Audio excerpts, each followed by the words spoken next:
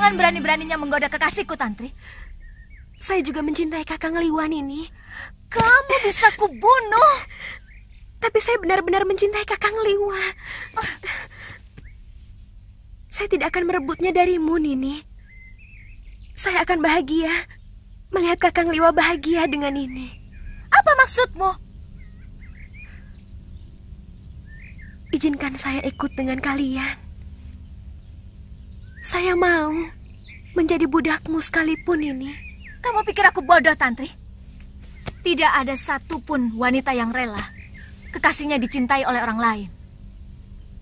Bukankah Sembadra rela membagi cintanya kepada Arjuna dengan Sri Kandi, Dewi Supraba, dan banyak lagi istrinya yang lain? Aku Galuh Parwati, bukan Sembadra.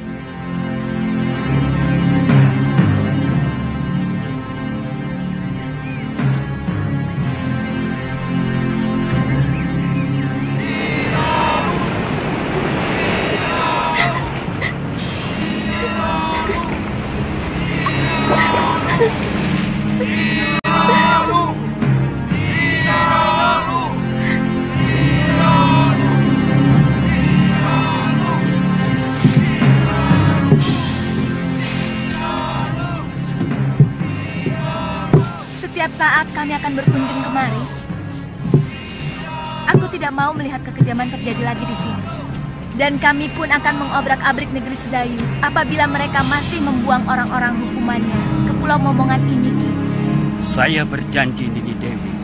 Kami selalu menunggu kedatangan Nini dan Suliwa karena seluruh penduduk Momongan sangat membutuhkan ilmu pengobatan. Ayo. Sebentar.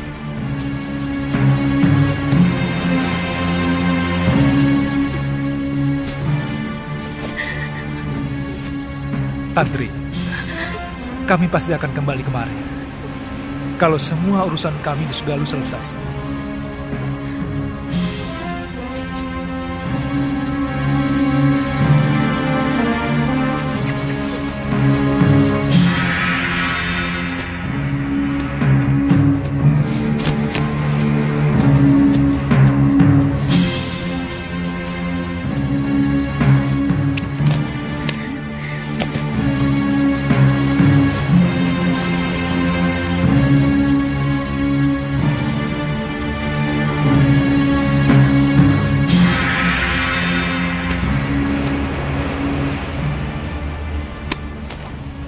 Kenapa, Tantri?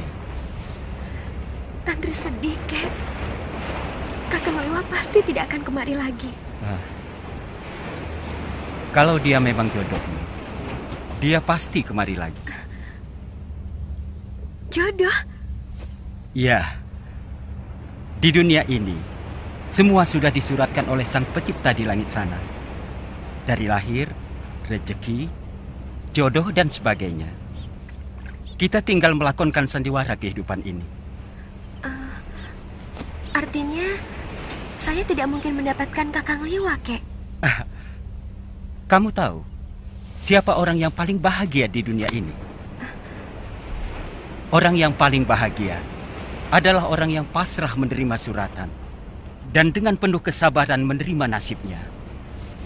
Dan orang yang paling menderita adalah orang yang tidak rela menerima takdirnya. Semua dianggap musuh. Bahkan, Sang Pencipta pun dianggap musuh.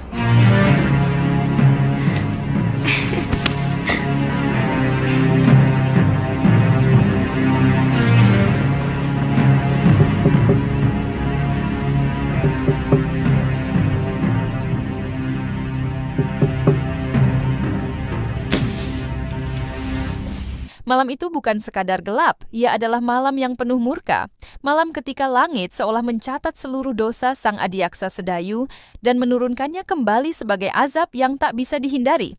Setiap langkah Resi Mahashura menuju istana seperti gema kutukan dari alam semesta yang sudah muak dengan kesombongan manusia.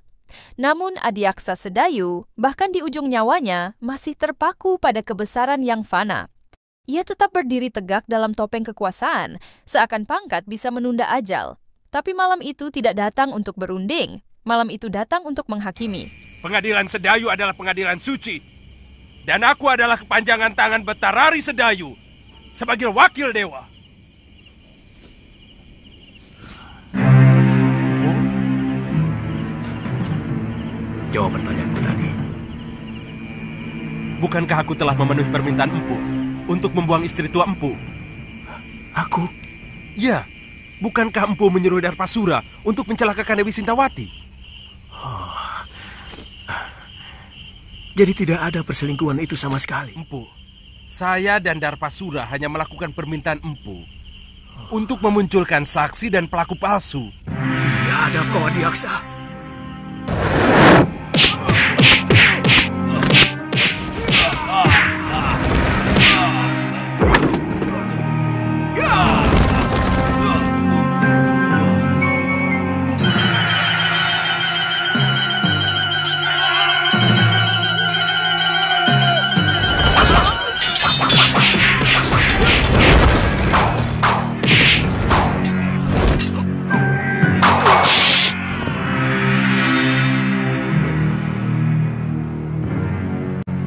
Ampunkan kami, Empu.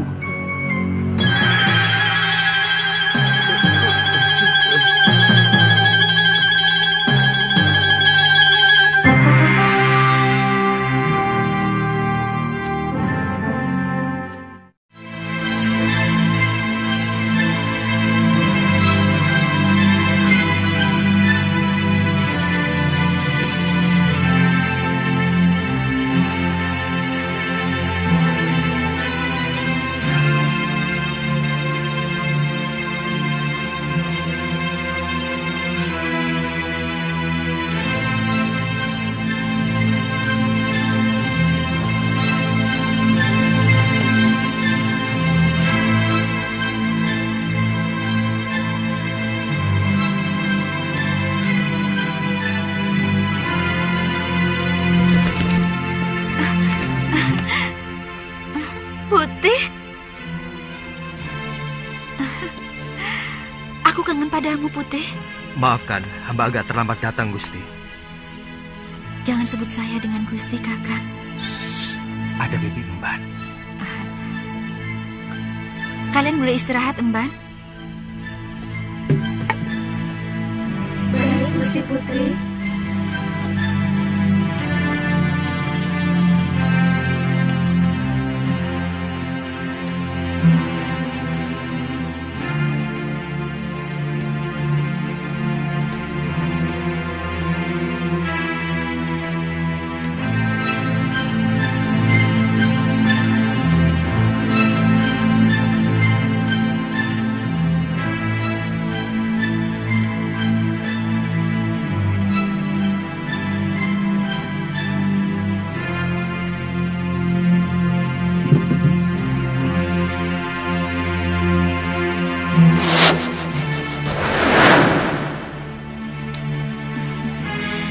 Saya benar-benar kangen padamu, Kanda Prabu. Dewiku, seandainya bumi ini bisa kusempitkan, ingin rasanya aku mendekatkan Malwapati dengan Bojanegoro, sehingga aku bisa melakukan tugas tanpa meninggalkan kamu. Saya sangat cemas. Kanda Prabu tidak kunjung datang.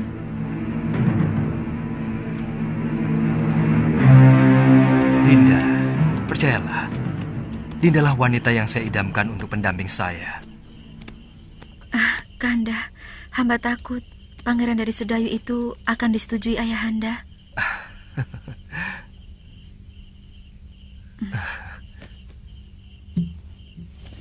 Siapa laki-laki itu?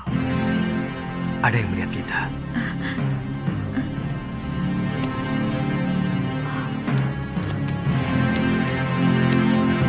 Kurang ajar.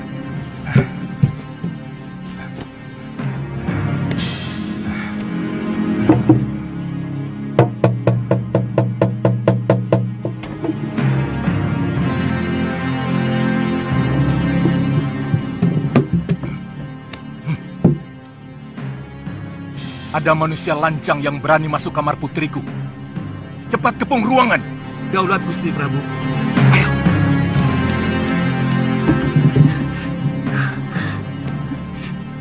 Kanda Prabu, Ayahanda dan para penggawa datang kemari.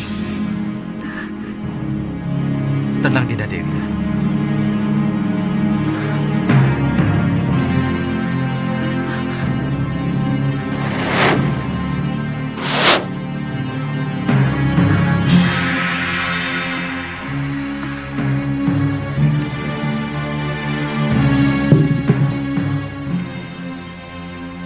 Periksa kamar ini.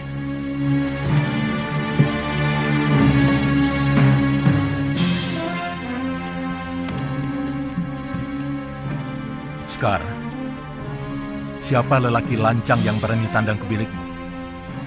Lelaki yang mana? Hamba tidak mengerti, Ayahanda Prabu. Sekar, jangan bohong. Ibu melihat dengan mata kepala sendiri. Anakku, terus teranglah. Jangan permalukan ayahmu, karena aku selalu memberi kebanggaan kepadamu. Kami hanya menemukan ini, Gusti Prabu. Penjarakan Belibis ini. Baik, Gusti Prabu. Jangan, Ramanda Prabu. Dia sahabat hamba. Dia menghibur hamba. Untuk kebaikan bersama, anakku. Kalau ternyata si Putih memang tidak bersalah, pasti Ayahanda kembalikan kepadamu. Ibu, jangan sakiti Belibis itu. Dia tidak bersalah. Katakan dengan jujur, anakku. Siapa laki-laki yang tadi berpelukan denganmu? Dia hanya hayalan saya, Ibu. Hayalan yang selalu diwujudkan oleh Belibis Sakti itu. Karena saya tidak mau dijodohkan dengan Pangeran Sedayu. Anakku, orang tua selalu memberikan yang terbaik untuk anaknya. Pangeran Sedayu bukan orang sembarangan. Dia calon Betarari Sedayu. Dan dia mewarisi negeri yang sangat subur. Dia pasti akan membahagiakanmu, nak.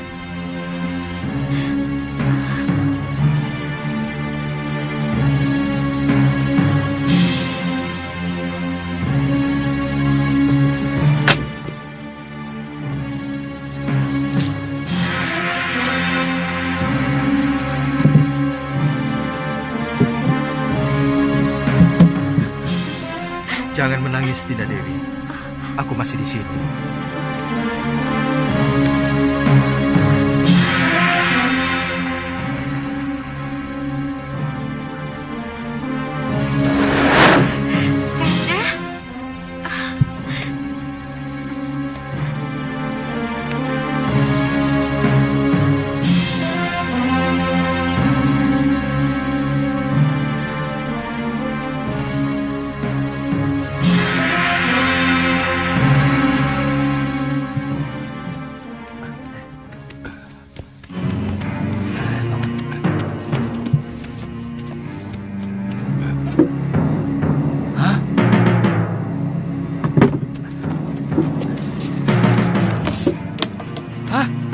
Berubah jadi kain. Suruh Bandot lapor. Bandot! Ketenangan malam direnggut oleh riuh yang mengguncang dinding-dinding istana. Permaisuri Boja terjaga dalam kepanikan yang menyesakkan dada. Dadanya bergemuruh seperti genderang perang. Suaminya, Sang Prabu, terhuyung dari pembaringan. Dikejutkan oleh kabar yang membuat darah membeku, Belibis Putih, lambang keseimbangan dan kesucian. Lenyap begitu saja. Dunia seolah berputar lebih cepat malam itu. Bukan hanya kehilangan yang dirasakan, tapi juga firasat akan bencana besar yang sedang mendekat, pelan-pelan, namun pasti, seperti arus deras yang akan menyeret segalanya menuju kehancuran.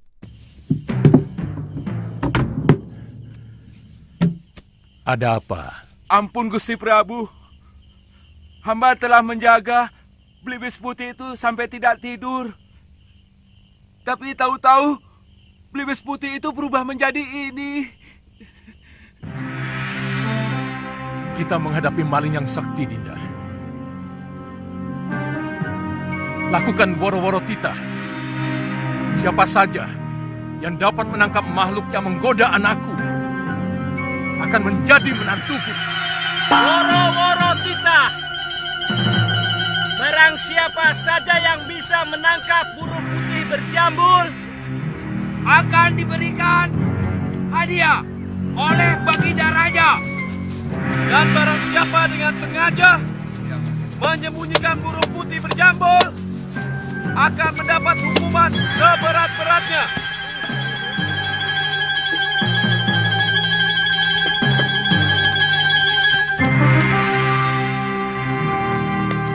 Siapapun berhak untuk menjadi menantuku. Meskipun kau hanya seorang patih. Hamba akan mencobanya, Gusti Prabu.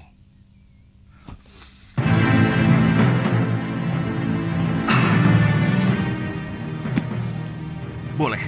Hamba diizinkan masuk ke kamar Putri Paduka. Ya, silakan.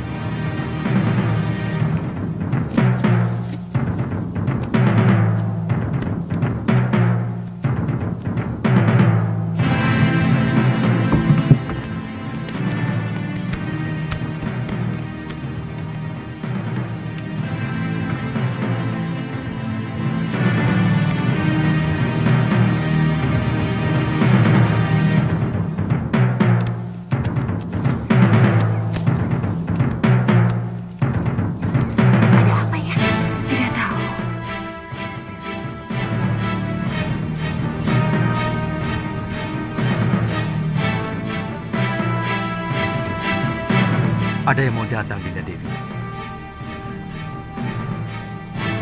Aku mau bersembunyi di dalam permata kalung.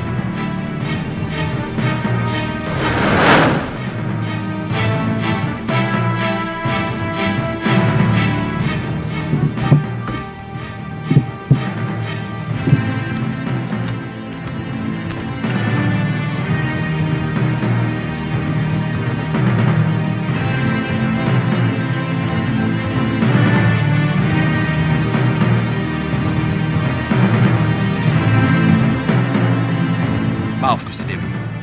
Tolong kalung itu diserahkan kepada hamba. Serahkan anakku. Serahkan, Dinda Dewi. Aku mau pindah.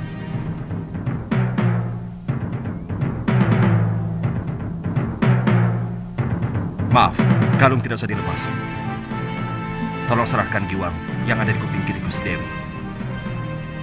Serahkan, Dinda Dewi. Aku mau pindah lagi.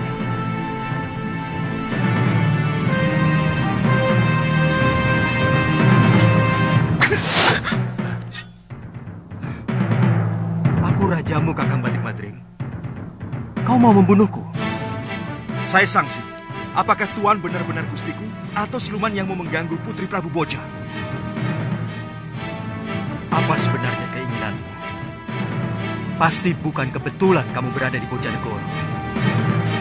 Apa tujuan Kakang mengikuti aku?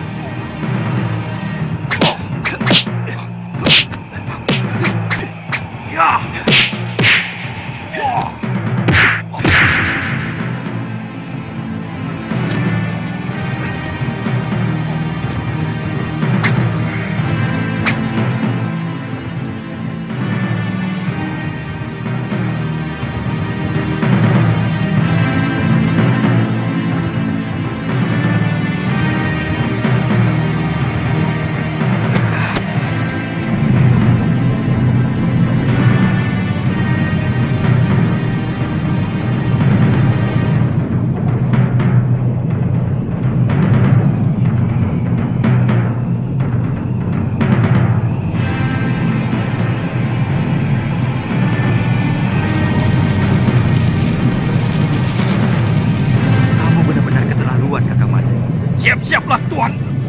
Ilmu itu bukan untuk menjatuhkan kekuasaan.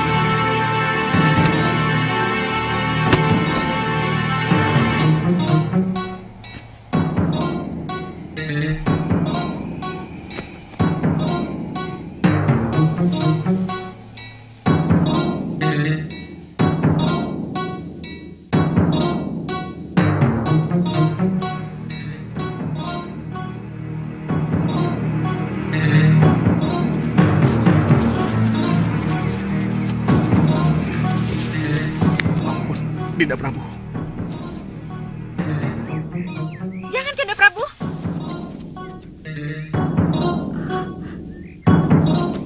Ampunkan hamba, Dinda Prabu. Hamba mengaku kalah. Hamba bersedia menerima hukuman. Tapi tolong, jangan permalukan hamba di negeri ini. Kamu benar-benar bernafsu mau membunuhku, Madrim. Aku tahu itu.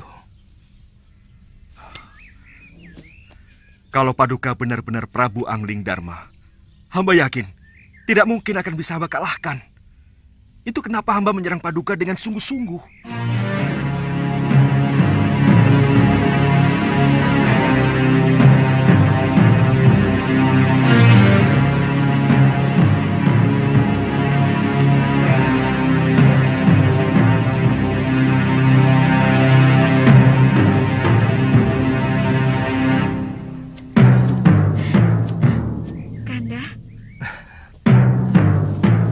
Jangan khawatir. Siapa sebenarnya kamu?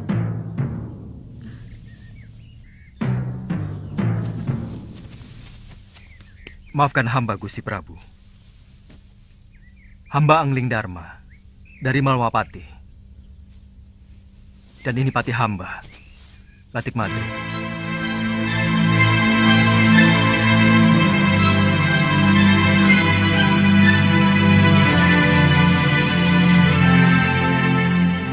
Terus terang, ada dorongan kuat rasa ingin tahu hamba untuk mengikuti apa yang sebenarnya Adi Prabu lakukan dalam pengembaraan. Begitu hamba melihat ternyata Adi Prabu sudah memiliki kekasih baru, timbul kemarahan hamba. Ada semacam kecemburuan yang merasuk dalam diri hamba.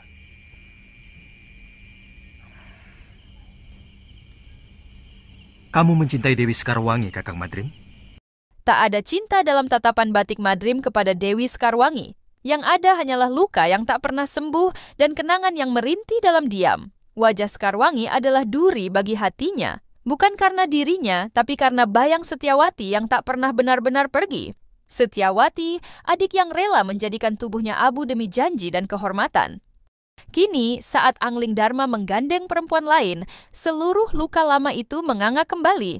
Ia merasa dunia tak lagi adil, bahwa cinta suci bisa dilupakan begitu cepat, dan bahwa pengorbanan sebesar itu kini hanya menjadi debu dalam sejarah yang tak dihiraukan. Seolah-olah sengaja Adi Prabu persiapkan supaya bisa mendapatkan Dewi Sekarwangi. Apakah Kang pikir aku tega melakukan hal seperti itu? Aku mengenal Sekarwangi pun setelah berkelana untuk menenteramkan hatiku yang selalu resah sepeninggal Dinda Setyawati. Aku mencintai adikmu, Kakang Madrim. Bagaimana dengan Dewi Sekarwangi? Apakah Adi Prabu juga mencintainya? Maaf, apa mungkin cinta begitu saja mudah berpindah, Adi Prabu? Aku pun mencintai Dinda Sekarwangi. Tanpa menggeser senyari pun cintaku pada Dinda Setyawati. Sebab cinta itu ibarat air kendi. Dia bisa mengucur pada beberapa mangkok. Tergantung seberapa adilnya pemilik kendi itu. Percayalah, Kakang Madrim.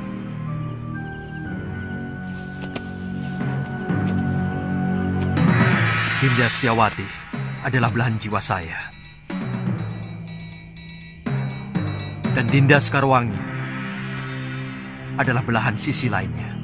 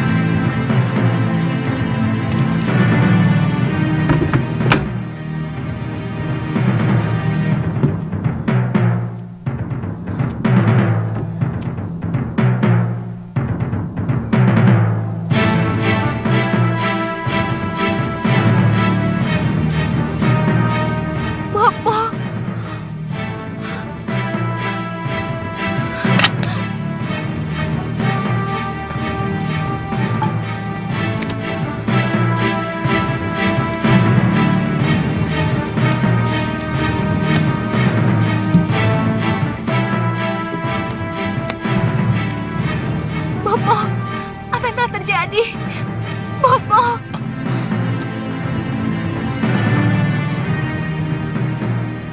Kita harus memeriksa seluruh tempat Luh. Siapa tahu ada yang masih bisa kita temui. Ayo Luh, kuatkan hatimu. Kita periksa bilik pusaka.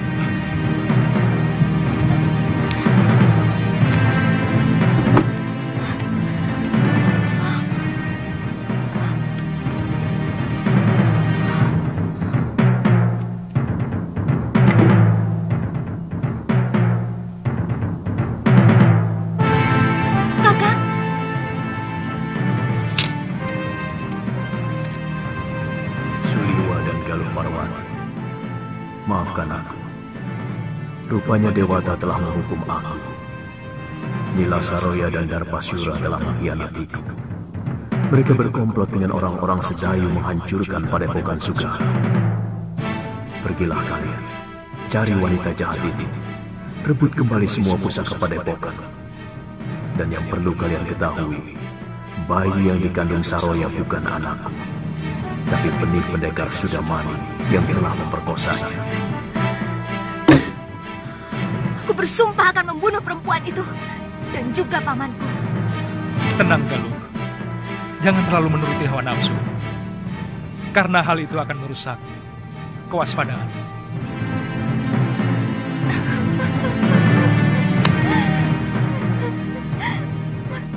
Saya sempat menguburkan 12 mayat yang ternyata saudara seperguruan Nila Saroya dari perguruan Halimun Petang.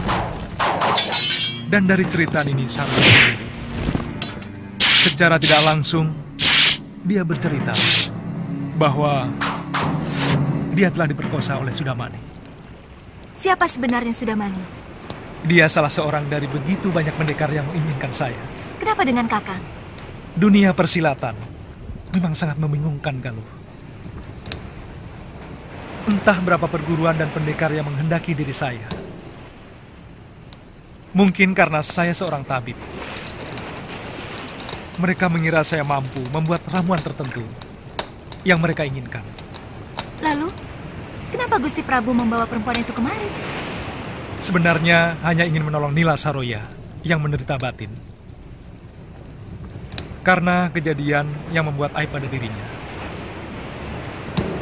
Dan guru dianggap paling mampu untuk menyembuhkannya. Tapi dia yang membuat kehancuran kepada keluarga saya. Gusti Prabu harus bertanggung jawab atas semua ini. Saya akan ke Malwapati.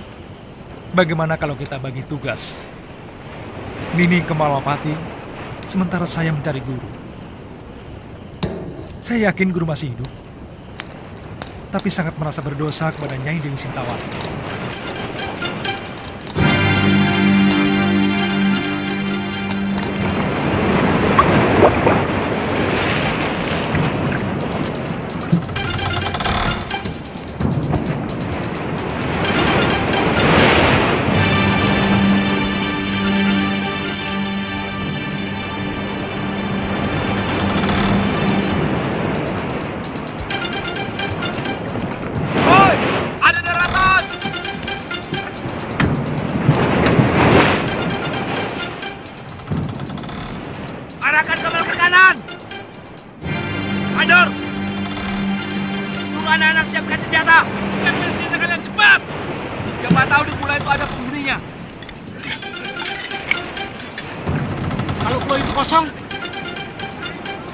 Cari sumber air minum.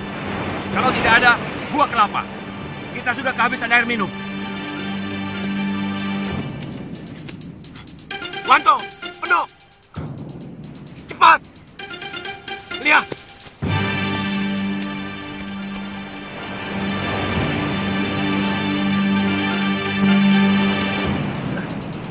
Kang Tejo. Gawat. Kapal apa itu? Benderanya seperti kapal bajak laut. Apa? Bajak laut? Ya, naga laut. Cepat, beritahu Ki Demang dan Kaliana Tantri.